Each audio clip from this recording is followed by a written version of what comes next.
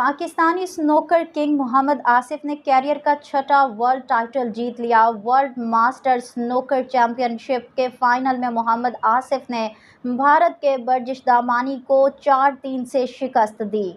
بحرین میں ہونے والی IBSF ورلڈ ماسٹر سنوکر محمد آصف کے نام رہی۔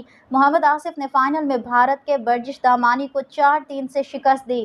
ورلڈ ماسٹرز کے فائنل میں پاک بھارت مقابلہ انتہائی سنسنی خیز ثابت ہوا۔ آصف اور برجش دامانی کا ہر فریم میں آخر تک بھرپور مقابلہ رہا۔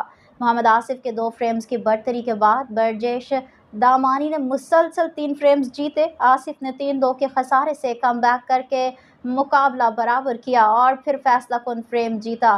محمد آصف کی جیت کا سکور 37-98، 55-75، 80-0، 52-49، 64-41، 29-91 اور 9-78 رہا۔